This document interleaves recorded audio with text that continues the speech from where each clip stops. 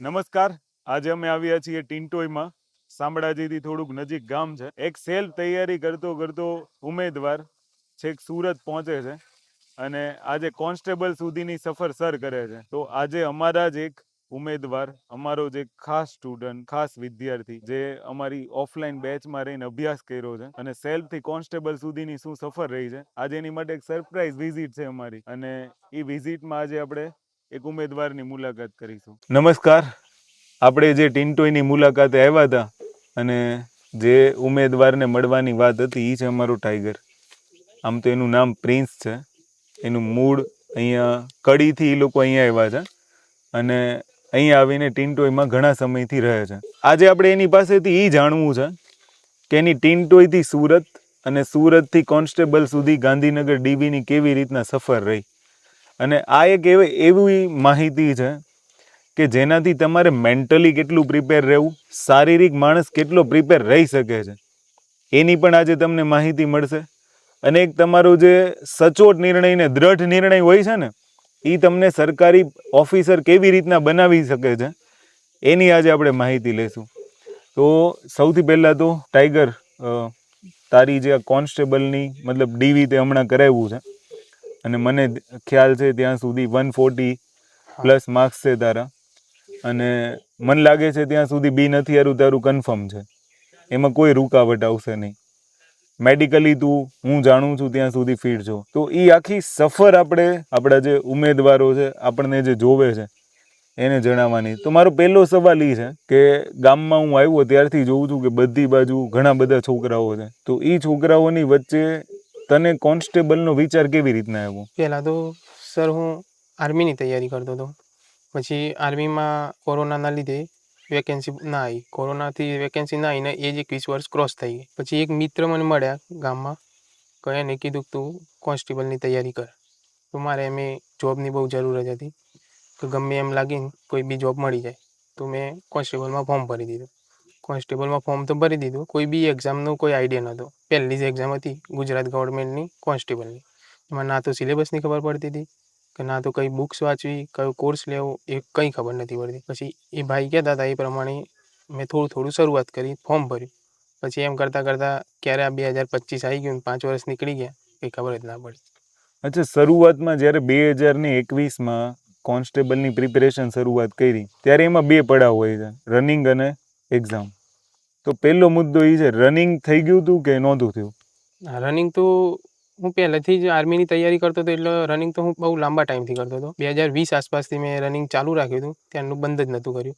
અઠવાડિયામાં 1-2 રજા પડી જાય ખાલી, બસ. બાકી અઠવાડિયામાં હું 5-6 દિવસ તો કન્ટિન્યુ 2024ની રનિંગ પતી ત્યાં સુધી હું રનિંગ ચાલુ જ રાખતો હતો. તો પહેલી કોન્સ્ટેબલની જે પરીક્ષા ગઈ તારી, હા તો એમાં મતલબ જે ઓબ્જેક્ટિવ આવે છે એમાં ક્યાંય તકલીફ થઈ? હા, એમાં અમારા માર્ક્સ 45 જ માર્ક્સ હતા. અચ્છા, તો એ 45 માર્ક્સ આવવા પાછળનું રીઝન શું? રીઝન તો એ જ કે મને કંઈ સિલેબસની ખબર નથી પડતી, કયો સબ્જેક્ટ ક્યાંથી વાંચવું, શું વાંચવું, કઈ રીતનું એક્ઝામમાં પૂછાશે, કંઈ જ ખબર નથી પડતી. ઝીરો. સેલ્ફ કાંઈક તો વાંચ્યું હશે ને? સેલ્ફ વાંચ્યું હતું પછી યુટ્યુબનો ઉપયોગ કર્યો?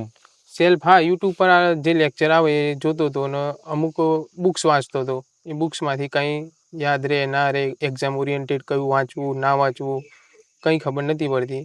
પછી એમના એમ એક્ઝામ આવીને જતી રહી. અચ્છા, મતલબ જે મન પડે એ બધા વિષયો વાંચવા માંડવાનું. મતલબ જે આ તમે લોકો વિચારો છો ને કે સેલ્ફ પ્રિપેરેશન કરવી જોઈએ, વોટ એવર, હું કોઈ સેલ્ફ પ્રિપેરેશનનો વિરોધી નથી, પણ ઘણી બધી વખત માન લો કે તમારી ઉપર ઘણી બધી જવાબદારીઓ હોવા છતાં તમારે જે ફેલિયર સહન કરવું પડે છે ને, એ શેના કારણે કરવું પડે છે ખબર? કે શું વાંચવું, શું ન વાંચવું, કયો સોર્સ વાંચવો. હવે ઘણા બધા એવું કહેતા હોય છે કે હું સેલ્ફ કરું છું, પણ બોસ તમે યુટ્યુબનો ઉપયોગ તો કરો જ છો. ફરી પાછું ઘણા બધા એમ કે તમારે તો જાતે જ મહેનત કરવાની, પછી તમને કોઈ એપ્લિકેશન સજેસ્ટ કરશે કે આ ફ્રી એપ્લિકેશન છે, આ ફ્રી સિરીઝ છે, તો એ જાતે નથી. ટાઈગરના કિસ્સામાં આપણને એ જ જોવા મળે છે કે 2021ના ફેલિયરનું મેઇન રીઝન જુઓ ને તો એને સિલેબસનો આઈડિયા નથી. સિલેબસના ટોપિક કેમ કવર કરવા, ક્યાંથી કવર કરવા, એની પાસે કોઈ ગાઈડન્સ નથી. અને એટલે એના કારણે એનું પોલીસ ભરતીની પહેલી પરીક્ષામાં ફેલિયર આવે છે. તો હું એમ કહું છું કે માન લો કે જ્યારે એક રિઝલ્ટમાં નિષ્ફળતા મળે ને એટલે માણસ હતાશ બહુ થાય. તો એ સમયે હતાશા કેવી હતી અને એ હતાશામાંથી બહાર કેવી રીતના નીકળો? હતાશા તો એમ જ કે જે નોકરી મળે એ લઈ લો. કોઈ પટાવાળાની નોકરી આપી દે ગવર્મેન્ટ તો પણ લઈ લેવા તૈયાર હતો. પછી હતાશામાં એટલામાં તલાટી અને જુનિયર ક્લાર્કની વેકેન્સી આવી. અચ્છા. ફોર્મ તો ભરી દીધા, એમ કે આ છેલ્લી ભરતી આમાં પાસ તો થઈ જવાશે. મમ્મીને કહું કે આ છેલ્લી ભરતી નોકરી આમાં લાગી પાસ, જાય. આપણે તલાટી બની જશું એમ. એમાં ને એમાં તલાટી એ ગઈ, જુનિયર ક્લાર્ક પેપર ફૂટી ગયું, પાછી જુનિયર ક્લાર્ક લેવાઈ એ પણ ગઈ. એમાં સેમ સિચ્યુએશન, ના સિલેબસની ખબર પડે, ના ટોપિકની ખબર પડે, કંઈ જ નહીં. અને તૈયારી કરવાની પેટર્ન ના ખબર, કઈ રીતે રિવિઝન કરવું, કેવી રીતે સિલેબસ બતાવો, કંઈ જ ખબર ના પડે. એમાં ને એમાં તમારો એક યુટ્યુબ પર વિડીયો આવ્યો 2024માં, એ હું જોયો. પોલીસ કોન્સ્ટેબલની વેકેન્સી આવી અને સીસીના ફોર્મ ભરાઈ ગયા હતા એ વખતે. પછી મેં નક્કી કર્યું કે આ પહેલી ને છેલ્લી ભરતી, એકવાર હું સુરત જઈ આવું અને ત્યાં ક્લાસ કરી જોઉં. પછી જો આ ભરતીમાં હું ફેલ થઉં તો મૂકી દઈશ. અચ્છા, હું એમ કહું છું કે આટલી 2-3 એક્ઝામના તે નામ લીધા ને એમાં તને ફેલિયર મળ્યું, તો તારા ફાધર રહ્યા જ નથી, તો ક્યારે મધરે એવું કીધું કે ભાઈ હવે બસ કરી લે, હવે ક્યારેય પરીક્ષા નથી આપવી, કે મધર તરફથી ફૂલ સપોર્ટ હતો? ના, મધર તરફથી ફૂલ સપોર્ટ હતો. કોઈ દિવસ એમ નથી કીધું તું તૈયારી મૂકી દે. એટલે અહીંયાથી ઉમેદવારોએ અને માતા પિતાએ એક વસ્તુ શીખવા જેવી છે કે એક વસ્તુ તમે સમજો, છોકરો પરીક્ષા પર પરીક્ષામાં ફેલ થાય છે અને છતાંય મધરની ઇન્કમ ઓછી હોવી, એનો એક નાનો ભાઈ છે એ ફિઝિયોમાં ભણે છે, અને છતાંય એની માતાનો સપોર્ટ તમે જુઓ. હું તો એવું જ કહું છું કે એના મમ્મીએ જે સહનશીલતા રાખી, જે એને સપોર્ટ કર્યો, જે એને મતલબ પ્રેરણા પૂરી પાડી ને, એણે આ ટાઈગરને કોન્સ્ટેબલ બનાવ્યો છે, મેં નહીં. એ ભલે એમ કે હું સુરત આવ્યો ને પછી બન્યો ને, પણ આટલું છે ને માતા પિતાએ એક સંયમ રાખવાની જરૂર છે. કારણ કે સરકારી ભરતી કેવી હોય છે કે લઈ ઝડપથી લઈ છે અને એના રિઝલ્ટની રાહ બહુ જોવડાવે છે. હું માનું ત્યાં સુધી આમાંય આપણને 1-2 વર્ષ તો રાહ જોવડાવી જ દીધી. બીજું ટાઈગર, જ્યાં સુધી મારું ઓબ્ઝર્વેશન રહ્યું છે ને તારી ઉપર, ત્યાં સુધી બધા છોકરા ત્યાંથી દોડવા જતા હતા. બધા મને વારંવાર એવું કહેતા કે સાહેબ ગ્રાઉન્ડમાં દોડવું પડે, નકર તો અમને ઝરક લાગી જાય ને સીન પેઇન થઈ જાય. હું તને જોતો હતો કે તું અઠવાડિયામાં તારી મરજી તારા ટાઈમ ટેબલ મુજબ દોડતો હતો અને આરસીસી રોડ ઉપર દોડ્યો હતો, છતાંય તારથી દોડ થઈ ગઈ. તો એની પાછળનું રીઝન શું? એમ કે આરસીસી માં દોડે એમ દોડ થઈ જાય? ખરા, દોડ થઈ જાય, પણ જે નવો કેન્ડિડેટ હોય એનાથી ના કરે. અચ્છા, હું લાંબા ટાઈમથી રનિંગ કરતો હતો, રોડ પર, ગ્રાઉન્ડ પર, ગમે ત્યાં કરી દેતો. મારું બોડી એ રીતે એવા સરફેસ પર ટેવાઈ ગયેલું હતું. અચ્છા. અને મેં પગની, પેટની સખત એક્સરસાઇઝ કરેલી છે, એટલે મારા પગ એ રીતે ટેવાઈ ગયા હતા કે ગમે ત્યાં રનિંગ થઈ જાય. અચ્છા. એથી મને કોઈ પ્રોબ્લેમ આવતો નહોતો. જે નવું કેન્ડિડેટ રનિંગ કરવા જાય તો એના નીમાં, એન્કલ પેઇનમાં કે સીન પેઇન એવી થવાના ચાન્સીસ 100%. મતલબ કે અરવલ્લીની પહાડીઓએ ટાઈગરના પગ લોખંડ બનાવી દીધા હતા. હું જોતો હતો ને ત્યાં સુધી એ આરસીસી ઉપર દોડતો હતો અને એ દોડમાં જીતી ગયો. બાકી બીજા છોકરાઓ તમે જોવો ને તો મને સીન પેઇન થાય છે, મારે આ શૂઝ જોશે, મારે એન્કલ લેન્થ જોશે. અને તાર પાસે તો આઈ થિંક શૂઝ સાદા હતા જે બીજા પાસે હતા, છતાં એ પાસ થયો છે. એટલે હું અહીંયાથી માન લો એ ફેસિલિટી ને હસી મજાકની વસ્તુ કોણ છે, પણ એક મુદ્દો અહીંયા બહુ સમજવા જેવો છે. જે પરિસ્થિતિમાં છો અને એ પરિસ્થિતિમાં તમારે જીતવું હોય ને તો આની પાસે શીખજો. કોઈ આર્ગ્યુમેન્ટ્સ નહીં એમ કે મારા શૂઝ જોઈએ, નગર એ કહી શકે છે ને ઘરે, પણ એને ખબર છે કે મજબૂરી છે, કહી શકાય એમ નથી, આપણી આર્થિક સ્થિતિ શું છે, અને એ સ્થિતિમાંથી આ છોકરો બહાર આવે છે. એટલે આનામાંથી શીખવા જેવું છે. બીજું કે અમે લોકોએ તો ફૂલ બાંધીને રાખ્યો છે. ફૂલ મતલબ કે ટાઈગર તને નોટ સિવાય કઈ વાંચવા દીધું તું ત્યાં હતો ત્યાં સુધી? કે તે માની લે કે એકેડમીની નોટ્સ ફોલો કરી છે કે બીજું કઈ જે હોય? બહુ ફ્રેન્કલી મેં ખાલી આપણા જે લાઈવ લેક્ચર્સમાં જે ચાલતું હતું એ લેક્ચરની નોટ્સ બતાવી અને એક પીવાયક્યુની બુક કરી હતી, બસ. બીજું એના સિવાય કંઈ નહોતું કર્યું. બીજું જે આગળની વાત થઈ ને એ પ્રમાણે મારો એક સવાલ એ હતો કે ભાઈ યુટ્યુબનો એક લેક્ચર જોઈને સીધું સુરત? હા, એક જ લેક્ચર જોઈને સીધું સુરત. નહીં, આમાં ઘણી વખત કેવું થાય કે માન લે છોકરો અમારીને આવે, પછી જતો રહી છે, પણ તું ટકી ગયો એનું રીઝન શું? શું ગમ્યું તને? ગમ્યું એનું ત્યાંનું વાતાવરણ, જે જોઈએ ત્યાં બધું મળી રહેતું હતું. એક જગ્યાએ ક્લાસીસ, એક જ જગ્યાએ લાઇબ્રેરી, એક જ જગ્યાએ હોસ્ટેલ, એક જ જગ્યાએ કેન્ટીન જમવાનું એવું. તો ત્યાં તેના લીધે આપણો કોઈ ફાલતુ ટાઈમ વેસ્ટ નહોતો થતો.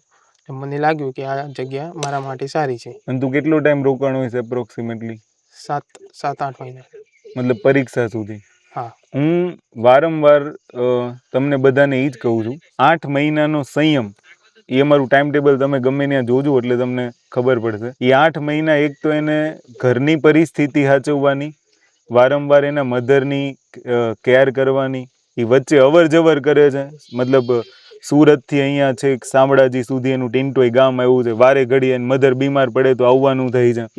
આ બધી પરિસ્થિતિ વચ્ચે જીતો છે. એટલે આપણે આ બધા એસી લાઇબ્રેરીઓમાં વાંચી છીએ ને આખો દિવસ મોજે મોજ છે ને ઘરેથી પૈસા ટાઈમ ટુ ટાઈમ મળી જાય છે ને, તો આપણે શીખવાનું છે આનામાંથી કે ભાઈ જે પરિસ્થિતિમાં છીએ ને એ પરિસ્થિતિમાં જંગ જીતી શકાય છે. અને અમે તમારી પરિસ્થિતિને સમજીએ છીએ. અમે માની લો કે ગમે ત્યારે એવું તેવું થાય ને તો પરિસ્થિતિને લેટ ગો કરીએ છીએ ને, હા અમારી તરફથી પૂરો સપોર્ટ હતો કે નહીં? Full support. એટલે અમે રમેશ ઉમેદવારોને સપોર્ટ એટલે કરીએ છીએ કે આવો અગર કોઈ છોકરો જીતશે ને તો ટિન્ટોયની અંદર બીજા 100 કોન્સ્ટેબલ તૈયાર થશે. ઉદ્દેશ્ય અહીંયા કઈ બીજો નથી. જ્યારે અમે એને મળવાના હતા ને ત્યારે ટાઈગર જોડે એ જ વાત થઈ કે ભાઈ ગામમાંથી બીજા એવા ઉમેદવારો તૈયાર થાય અને એ પરિસ્થિતિનો વાંક ન કાઢે. મારે તમને એ જ કહેવાનું છે કે તમે કોઈ દી પરિસ્થિતિનો વાંક ન કાઢતા. આનથી ગંભીર પરિસ્થિતિ ન હોય. અમુક તો મારે ઉલ્લેખ કરી શકાય એમ નથી, પણ હું એની પરિસ્થિતિનો સાક્ષી રહ્યો છું અને એની વચ્ચે એ જે જીતો છે ને એની સફળતા છે. માઇન્ડ સ્ટેબલ રાખવું ને બોસ, એ બહુ એક અલગ પ્રકારની કળા હોય છે અને એ કળા તમારે વિકસાવવાની જરૂર છે. ટાઈગર, લાસ્ટ મારો એ સવાલ છે કે માન લો તે તારી નોટ્સ જાતે બનાવી હતી લેક્ચર જોઈને કે પછી કોઈ બીજાની રેડીમેડ નોટ્સ લઈને ઝેરોક્સ કરી લીધી હતી? ના, મેં તો મારી જે લાઈવ લેક્ચર્સ હોય એની નોટ જાતે જ બનાવી હતી લખીને. મતલબ આપણે જે એકેડમીના લેક્ચર્સ હા હતા બધા, હા એ બધા તું તો લાઈવ જ ભણતો હતો લાઈવ જ પણ ભણતો હતો. હા એટલે એ બધી નોટ્સ તે જ બનાવી હતી? જાતે જ. હા અચ્છા, હું એમ કહું છું કે જાતે બનાવેલી નોટ્સનો તને શું ફાયદો થયો? બનાવેલી નોટ્સમાં જે બુક્સમાં જે બિનજરૂરી કન્ટેન્ટ હોય છે એનાથી બચી જવાય. જે કામનું જરૂરી કન્ટેન્ટ હોય, મોસ્ટ આઈએમપી પૂછે એવું એ જ લેક્ચરમાં ચલાવતા હોય. એ જ શોર્ટ નોટ જે બનેલી હોય એ એક્ઝામ ટાઈમે ગમે ત્યારે આપણે ફ્રી ફટાફટ રિવાઇઝ કરી શકાય. બુક્સ વાંચવા જઈએ તો બુક્સ પૂરી કરતા બહુ લાંબો ટાઈમ લાગી જાય. અને તમારી નોટ્સ હોય તો એક દિવસમાં તમે 1-2 સબ્જેક્ટ આરામથી રિવાઇઝ કરી શકો. મોક ટેસ્ટ આપી હતી બધી? મોક ટેસ્ટ બધી આપી. એનો કઈ ફાયદો થયો એક્ઝામમાં? હા, મોક ટેસ્ટથી ટાઈમ મેનેજમેન્ટ થઈ ગયું. કયા પ્રશ્નમાં કયા ક્વેશ્ચનમાં વધારે ટાઈમ આપો, કયા ક્વેશ્ચનમાં ઓછો ટાઈમ આપો, કયો ક્વેશ્ચન સ્કીપ કરવો, કેટલા ટાઈમમાં કેટલા પેપર પૂરું કરી દેવું, એ બધો આઈડિયા મોક ટેસ્ટમાં આવ્યો. અને એક્ઝામ જેવો માહોલ મળી જાય એટલે એક્ઝામમાં કંઈ નવું ના લાગે આપણે. અચ્છા, લાસ્ટ ક્વેશ્ચન ટાઈગર, કે ઉમેદવારોને આ જે નવી ભરતી આવી છે 2025 હમણાં જાહેર થઈ છે, 3 ડિસેમ્બરથી ફોર્મ ભરાવાનું શરૂ થવાના, તો એની માટે મેસેજ શું હશે? એને કેવી રીતના પ્રિપેરેશન કરવી જોઈએ? એની માટે તો એક જ કે તમારી જોડે 4-5 વર્ષનો ટાઈમ હોય તો જ આમાં અવાય. બાકી આ ફિલ્ડ એવી છે કે 2 થી 4 વર્ષ, 5 વર્ષ, 6 વર્ષ ક્યાં આપણા જતા રહે કંઈ નક્કી ના કહેવાય. એક બેકઅપ ઓપ્શન હોવો જોઈએ. કદાચ આપણાથી પાસ ના થઈ શકાય તો આપણા ફાઇનાન્શિયલ સ્ટેબલ રહી શકીએ. અને સેલ્ફ કરીને કોઈ દિવસ પાસ થવાતું નથી. કોઈ બી તમે XYZ કોઈ બી એકેડેમીનું ઓફલાઈન ના જઈ શકો તો ઓનલાઈન સબસ્ક્રિપ્શન લઈને તમારા ઘરે ચાલુ કરી જ દેવું. બાકી બુક્સ વાંચવાથી તો બહુ મુશ્કેલ છે. અચ્છા, વારંવાર અમે એ જ કહીએ છીએ કે હું કહું છું કે તમે મારી એકેડમીનો કોર્સ પરચેસ કરો કે ન કરો, પણ કોઈનો કોર્સ પરચેસ કરવાથી ફાયદો શું થશે ખબર? કે જે ઢગલાબંધ પુસ્તકો છે ને એમાંથી એક સંક્ષિપ્ત નોલેજ તમારી પાસે આવી જશે. બીજું તમારે એની અંદર શું ધ્યાન રાખવાનું છે? ટાઈગરની વાતમાંથી એક વાત શીખવા જેવી છે કે રેડીમેડ નો માંગો, કે લાવો PDF ને, લાવો PPT ને, લાવો ચોપડા ને, પછી તમે મને ઝેરોક્સ કાઢવાનો મોકો આપો ને. ઈ વાંચીને પાસ નથી થયું. અને એક વસ્તુ તમે સમજજો, આનું IQ લેવલ કોઈ હાઈ નથી કે તું ભાઈ એવો સ્કોલર રહ્યો છો કે તારા 95% આવ્યા હોય. ના, તારા ઓન એન એવરેજ એવરેજ 70%. 60 થી 70% વિદ્યાર્થી છે ને, મોટા ભાગનો વર્ગ આ 60 થી 70 ની કેટેગરીમાં આવે. એટલે એનું સંભળાય. એક્સ્ટ્રા ઓર્ડિનરી હવે આ ક્રિશ અમારા સામે ઊભો શૂટિંગ કરે, એના 90+ આવતા હોય, હવે એનું તમે સાંભળો તો કાલે એની એક્ઝામ છે, એની કેટી નહીં આવે, અને બીજો એક અઠવાડિયે વાંચે એની કેટી આવશે. એટલે એક IQ લેવલ હાઈ વાળાનું તમે એમ કહો સેલ્ફ વાંચીને પાસ થઈ જાય તો હું સહેમત છું ભાઈ, સેલ્ફ વાંચીને પાસ, પણ મોટો વર્ગ નથી થતો. આપણે કોઈની ટ્રેનિંગ જરૂર પડે. માન લો ક્રિકેટની ટીમ છે તો એને કોચ રાખ્યા છે, કબડ્ડીની ટીમ છે તો એને કોચ રાખ્યા છે, તો એ એમનો કહી દે સેલ્ફ મંડો દોડવા, સેલ્ફ મંડો ફૂટબોલને લાત મારવા. એટલે કોચિંગ તમે જે સમજો ઈ, હવે તમને એવું લાગે કે ચલાવવું આ તે, પણ તમારે એની અંદરથી સંક્ષેપીકરણ લઈને જાતે લખવાનું છે. પોતાની પેનથી પોતાની એનર્જી પોતાની નોટ્સમાં ઉમેરશો ને તો 1 કલાકની અંદર આખી નોટ્સ રિવાઇઝ થાય. હે ને ટાઈગર? બાકી માન લો આ ટાઈગરની નોટ્સ હવે તમે લઈ લેજો, તો એવા તો કેટલા UPSC ટોપર્સની નોટ્સ મળે છે, તો થઈ જાવ UPSC ટોપર. આની નોટ્સ લેવાથી નહીં, તમે જાતે બનાવશો ને ઈ પેનની જે ઇંકમાં તમારી એનર્જી છે ને ઈ તમને પાસ કરાવશે. બીજું લાસ્ટ એન્ડ ફાઇનલ કે ટાઈગર એકેડમી વિશે શું કહેશો? ઘણા બધા નવા છોકરાઓ કે છોકરીઓ પૂછતી હોય છે કે ભાઈ ત્યાં સુરત જવાય કે નહીં, ત્યાં અમને સારું જમવાનું મળશે કે નહીં, ત્યાં અમને રનિંગ કરાવશે કે નહીં, તો એની વિશે શું કહેશો? એકેડેમીમાં તો ચા, 2 ટાઈમ ચા, સવારે નાસ્તો, બપોરે ઘર જેવું જમવાનું, રાત્રે જમવાનું, સારું હોસ્ટેલ, લાઇબ્રેરી સારી, પછી રનિંગ માટે કોચ રાખેલા છે. જેને જે ફેસિલિટી જોઈતી હોય કોન્સ્ટેબલ માટે પૂરી ફેસિલિટી મળી રહેવી છે. અચ્છા, બીજું હું એ તને કહું છું કે તું ક્યારે બહાર ઊભો રહ્યો છો?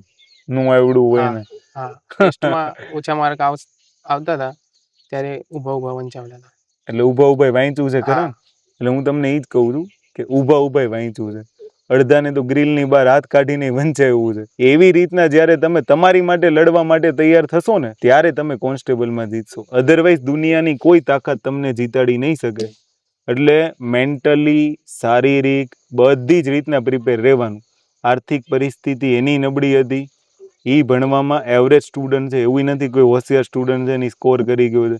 કેટલાય માની લો કે આની કરતાં સારી ફેસિલિટી મેળવવા છતાંય રહી ગયા છે, પણ એનો એક દ્રઢ નિર્ણય હતો કે ભાઈ આટલું જ વાંચવું છે અને એણે એટલું વાંચીને સ્કોર કર્યો છે. તો તમારે જો કોન્સ્ટેબલ બનવું હોય કે આગળની કોન્સ્ટેબલ નહીં, કોઈ પણ સરકારી ભરતીમાં તમારે પાસ થવું હોય ને, તો એક તો તમારે પહેલા સમય જોશે.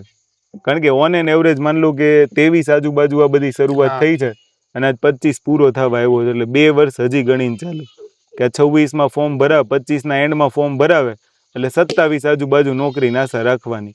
એટલે પેશન્સ લઈને આવજો. તો થેન્ક યુ ટાઈગર કે આજ તે તમારા ગામમાં બોલાવ્યા, અહીંયા આપણે બેસીને ચર્ચા કરી, એ બદલ આભાર. પણ ઉમેદવારોને એક લાસ્ટ મેસેજ કહેવા માંગુ છું કે 3 ડિસેમ્બરથી ફોર્મ ભરાય છે, તો તમારો નિર્ણય જલ્દી લઈ લેજો અને રાહ નહીં જોતા પ્રિપેરેશન સ્ટાર્ટ કરી દેજો. જય હિન્દ, જય ભારત.